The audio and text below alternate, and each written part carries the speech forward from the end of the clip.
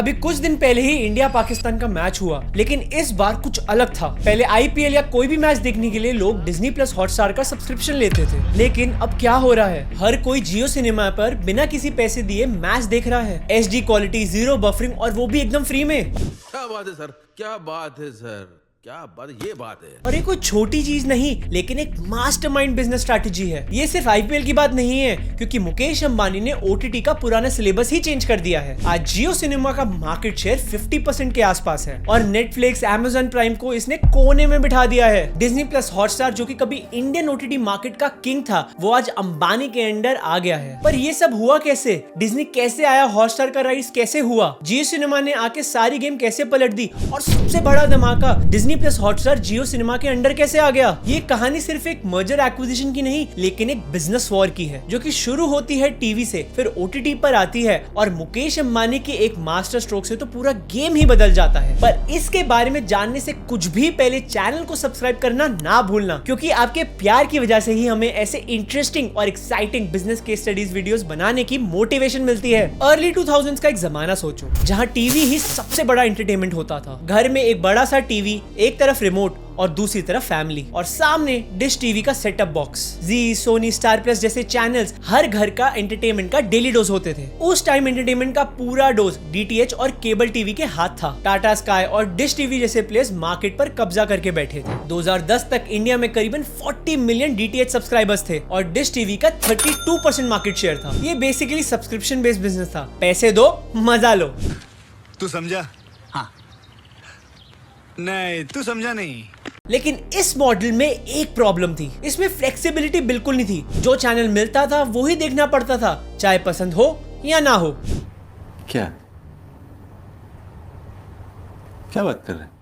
लेकिन इस सिस्टम को फिर तोड़ने इंडिया में एक प्लेयर ने एंट्री मारी, जिसका नाम था डिज्नी। डिज्नी का नाम सुनते ही लोगों के दिमाग में मिक्की माउस, डोनाल्ड डक और अलाउद्दीन आता है। लेकिन ये बिजनेस में मिक्की माउस नहीं, लेकिन पूरी शतरंज का बाजीगर निकला, क्योंकि ये कंपनी सिर्फ कार्टून नहीं, हॉलीवुड मूवीज, न्यूज चैनल्स की भी किंग थी। बात 2012 की है, जब डिज्नी ने इंडिया में एक बड़ा मूव खेला। उसने 8500 करोड़ में यूटीवी सॉफ्टवेयर कम्युनिकेशंस खरीद लिया, और इस डील के बाद डिज्नी के पास यूटीवी मूवीज, हंगामा जैसे चैनल्स आ गए, जिनके पास एक से एक बढ़कर शो के राइट्स थे, जैसे शिन चैन, डोरेमोन जैसे cartoon shows and Jodha Akbar, rowdy Rathore जैसी मूवीज। लेकिन ये तो सिर्फ शुरुआत थी, क्योंकि 2017 में डिज्नी ने एक बड़ा धमाका करा। उसने 52,000 करोड़ में 21st सेंचुरी फॉक्स का पूरा बिजनेस ही खरीद दिया, और इसके साथ उसे मिला स्टार इंडिया। और यहीं से शुरुआत हुई उनके एक नए सफर ओटीटी की। 2015 में स्टार इंडिया ने एक नया एक्सपेरिमेंट करा, हॉटस्टार। पहले तो लोग इसे सिर्फ एक और स्ट्रीमिंग ऐप समझ रहे थे, फिर ये इंडियन ऑडियंस का एक एंटरटेनमेंट का बहुत बड़ा जरिया निकला। लॉन्च के सिर्फ एक ही साल में हॉटस्टार ने अपनी अमेजिंग स्ट्रैटेजी से 50 मिलियन डाउनलोड्स अचीव कर लिए। इसके पास हॉलीवुड, बॉलीवुड और कई सारी रीजनल लैंग्वेजेस की मूवीज तो थी ही, साथ ही स्टार इंडिया के सारे शोज के राइट्स भी आ गए, जिससे लोगों ने दूसरे प्लेटफॉर्म्स को छोड़कर हॉटस्टार पर आना स्टार्ट कर दिया। 2017 तक इसका यूजर बेस 100 मिलियन क्रॉस कर चुका था। फिर 2018 में डिज्नी ने एक्वायर करके इसे रीब्रांड कर दिया, और ये बना डिज्नी प्लस हॉटस्टार। 2021 तक डिज्नी प्लस हॉटस्टार के सब्सक्राइबर्स 46.4 मिलियन तक पहुंच गए थे। इसकी सक्सेस का एक बड़ा रीजन था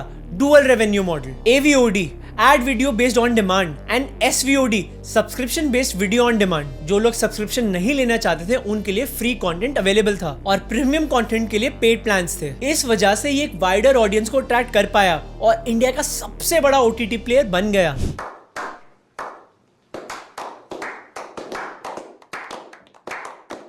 लेकिन इतनी ऑडियंस होने के बाद भी ये लॉस में चल रहा था। ये लॉस 2021 में 600 करोड़ का था, जो कि 2022 में कम होकर 343 करोड़ पर आ गया। पर फिर भी इसकी हालत सुधरी नहीं, लेकिन और बिगड़ गई। कैसे, ये आपको आगे पता लग जाएगा, क्योंकि यहाँ एक और प्रॉब्लम थी, सब्सक्रिप्शन मॉडल। कई सारे लोग इसे ले तो रहे थे, फिर भी एक बहुत बड़ी ऑडियंस इसे फ्री में कंज्यूम कर रही थी, और इसी वीकनेस का फायदा उठाने के लिए मार्केट में एक और बड़ा खिलाड़ी एंटर कर गया। भाइयों के भाई अपने मुकेश भाई जियो का आना सिर्फ टेलीकॉम का रेवोल्यूशन नहीं था, बल्कि हॉटस्टार और पूरी ओटीटी इंडस्ट्री के लिए एक डेंजर सिग्नल था। जियो सिनेमा पहले किसी नॉर्मल स्ट्रीमिंग ऐप जैसा ही था, जिसमें कुछ पुरानी बॉलीवुड मूवीज और वेब सीरीज थी। लेकिन मुकेश भाई ऐसे चुप रह सकते हैं क्या? उन्हें 2022 में एक और मास्टर मूव खेल डाला, फ्री कंटेंट। जब डिज्नी प्लस हॉटस्टार कंटेंट के पैसे चार्ज कर रहे थे, तब जियो सिनेमा ने बिना किसी सब्सक्रिप्शन के लिए, इवन बिना साइन अप करे भी फ्री में कंटेंट देना शुरू कर दिया। और फिर आया वो मोमेंट जिसमें